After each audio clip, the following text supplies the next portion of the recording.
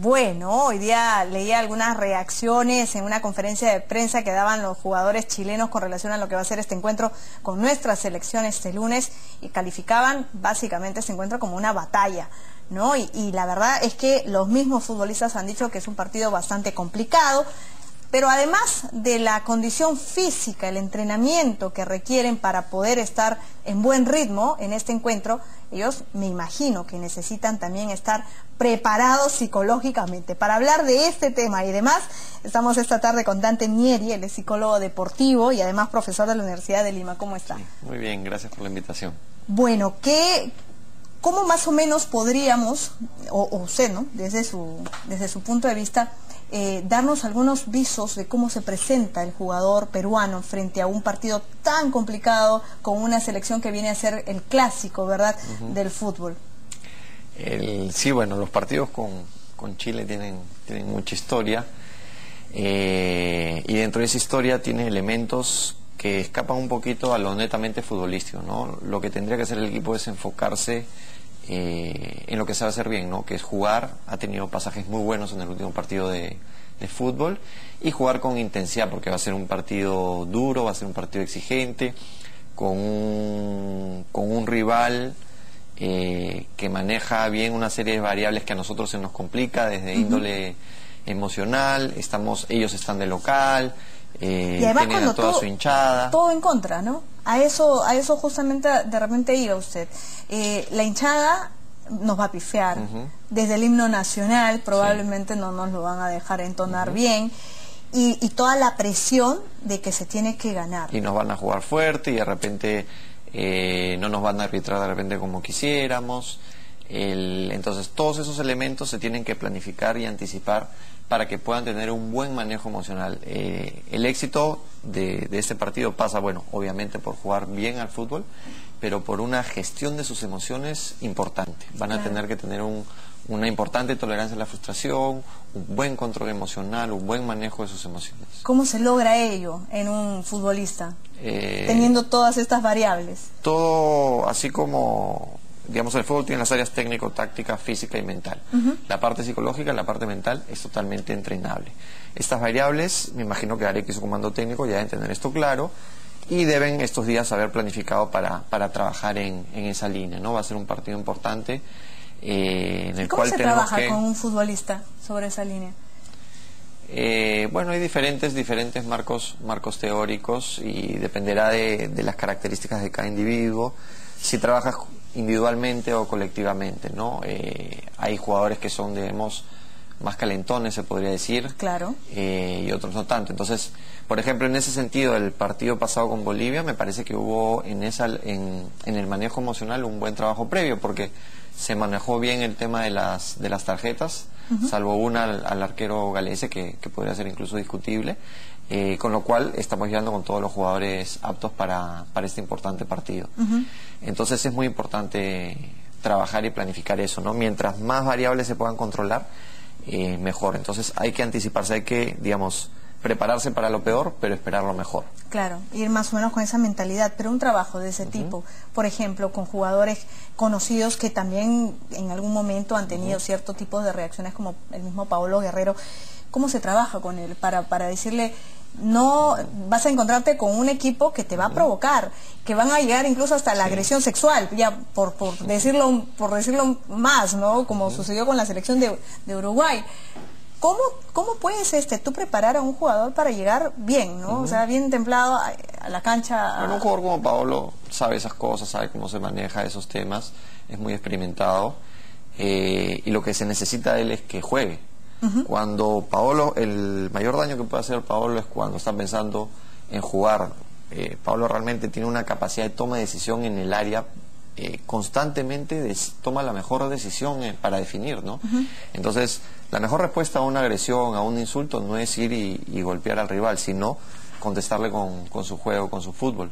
Y en el último partido lo hizo, hizo una jugada al final de un taquito y se le fueron encima los jugadores bolivianos y él pudo mantener la calma. Entonces, él, estoy seguro que tiene esa madurez, sabe cómo hacerlo, y estoy seguro también que el comando técnico ya conoce las características individuales de cada jugador y está trabajando con cada uno en la línea de tener un buen manejo emocional, ¿no? Ahora, y en términos de estabilidad emocional, en el momento mismo del partido, ¿qué tan bueno o malo resulta para un jugador el hecho de provocar al contrincante?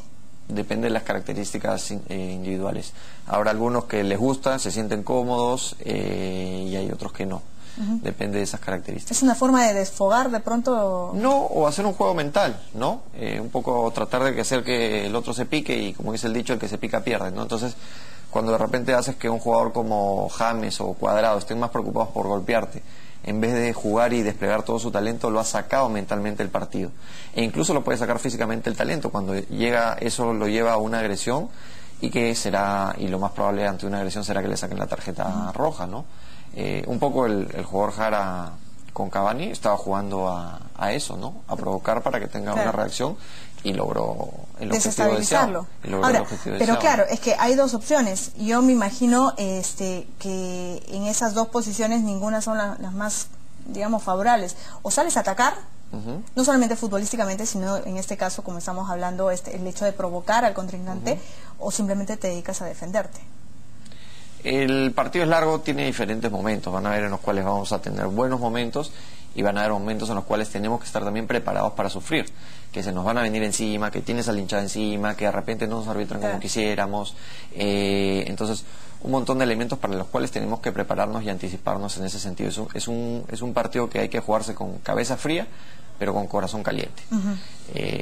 Entonces es importante cómo se maneja. Más un partido de mucha intensidad, pero esa intensidad no tiene que trasladarse a que uno, digamos, se descontrole emocionalmente. Ahora, yo quería, Mieri, preguntarle sobre esta imagen justamente que se vio con estos jugadores, jugador chileno y Cavani, que para muchos ha sido como una agresión sexual, para otros es básicamente parte del fútbol. Entonces hay opiniones divididas en ese sentido, pero debe tener un trasfondo emocional o una interpretación de pronto psicológica. Lo que pasa es que hay que entender un poco el deporte, digamos, si nos ponemos de un enfoque ético, efectivamente no deberían pasar esas cosas, no sería correcto y deberían todos jugar al fútbol. En la práctica sabemos que esas cosas pasan. Ocurre, sí. Pasan constantemente, lo que pasa es que no se ve todo en la tele, pero se tocan, se agarran, se golpean, se dicen cosas. Por eso, por ejemplo, ahora uno ve generalmente los jugadores así también, sabe Dios que se estarán diciendo. Claro. Pero claro, uno espera pues ese tipo de reacciones que son más del insulto, del golpe, del codazo, ¿no?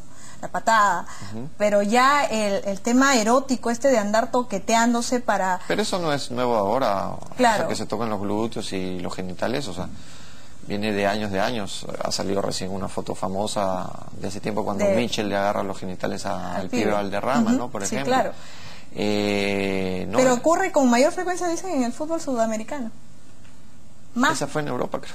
Sí, pero más ocurre en el fútbol sudamericano, según no manejo las estadísticas. Pero básicamente, ¿qué es? O sea, ¿sí se consigue, por ejemplo, desconcentrar, desestabilizar? La idea es tratar de desestabilizar emocionalmente al rival, desconcentrarlo. Sacarlo del partido mentalmente. Sacarlo del partido, porque el jugador tiene que pensar en jugar. Entonces, cuando ya deja de pensar en lo que tiene que hacer en la cancha y se puede pensar, pucha, la próxima vez que venga le voy a meter. Debajo de la línea. Ya lo sacó del partido. Ya lo sacó del partido. Claro. Entonces juegan mucho con eso. Ese es un partido mental que de repente no se ve tanto, pero que se da. Y por ejemplo, Cavani ha jugado con eso y Cavani, digamos, se sabía que estaba en una situación emocional sensible por lo del papá. Claro. Y bueno, efectivamente... Qué maldad, ¿no? ¿Lo recomiendan normalmente en los entrenamientos, en las charlas que hacen a los futbolistas? ¿O es algo que sale del momento, que puede ser espontáneo? No, hay algunos que sí lo planifican, otros que no. Lo que sí hago es, por ejemplo, cuando es un jugador que sí es más explosivo, sí se hace trabajos para acostumbrarlo a que lo hostiguen, a que le peguen, a que lo insulten, a que lo toquen, para que se habitúe y tenga un mejor manejo emocional en ese sentido. Bueno, muchísimas gracias, Dante. El tema da para mucho más, porque ahora, antes de salir al aire, hablábamos de los futbolistas y también de los hinchas, ¿verdad? Que la vamos a sufrir cada uno frente a un televisor, así es que a estar preparados y tranquilos. Y estar tranquilos, ¿no? Esto también lo quieren politizar un poco, pero esto es solo un partido de fútbol, es una competencia, no es una guerra y el deporte no empieza ni termina acá y el gran objetivo que tenemos también es las eliminatorias, ¿no? Sí, claro, hacia eso apuntamos. Y me gustó una declaración, por ejemplo, de Pablo Guerrero, que le dijo a un periodista, ¿no? O sea, si yo pensara que no voy a llegar a la final, entonces me voy a mi casa a dormir. Así es que está bien por ese lado la mentalidad. Muchísimas gracias, Dante Miel, psicólogo deportivo, ha estado con nosotros esta tarde. 5:44, hacemos una pausa, regresamos con más.